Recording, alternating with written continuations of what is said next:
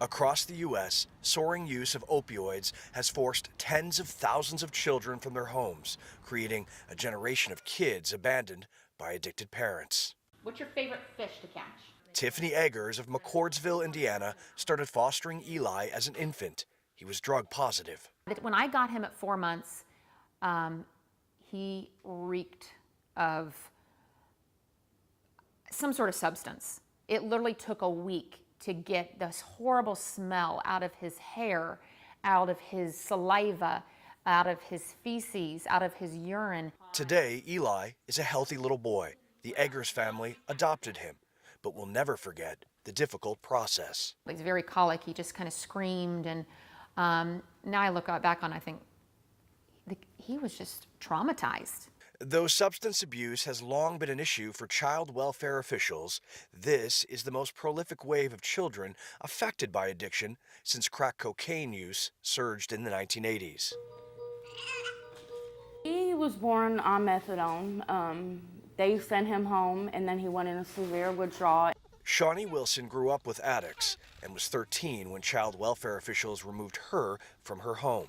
Now, at 26, she's trying to beat heroin, having already lost custody of 2 children and given another up at birth. Her 4th child, Kingston, was born just over a year ago, and it took a month for doctors to wean him off the heroin Wilson exposed him to. He is in foster care now in Indianapolis, and Wilson is fighting to get him back. It's hard. It was harder at first, as I was still struggling more with addiction, but now it's making me stronger for when he comes home. New foster care cases involving parents who are using drugs have hit the highest point in more than 3 decades of record keeping, accounting for 92,000 children entering the system last year.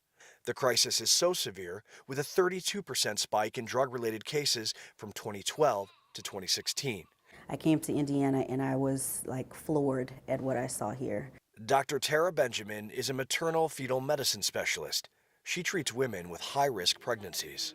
When I walked into the labor and delivery unit, there's always a whiteboard, but they had a list of patients with the title "Do Not Prescribe," and it meant if these women call, they're probably seeking, so don't prescribe for them. I had never heard of that in life. To me, that was an indicator of how bad this epidemic was here. In the state of Indiana, drug-related foster cases shot up more than 6-fold between 2000 and 2015. I read the report and I just burst out crying.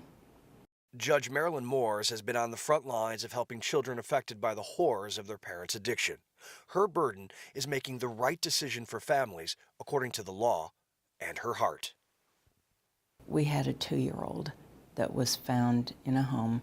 The neighbor heard him screaming. And thank God the door was unlocked, and the neighbor went over and found the 2-year-old in the home. The dad was dead of a heroin overdose with a needle in his arm, and no one knew how long the 2-year-old had been in the home. The opioid epidemic is destroying communities and families. Meanwhile, thousands work toward solutions and a means to comfort the children born into the desolation of addiction. Robert Ray, Associated Press.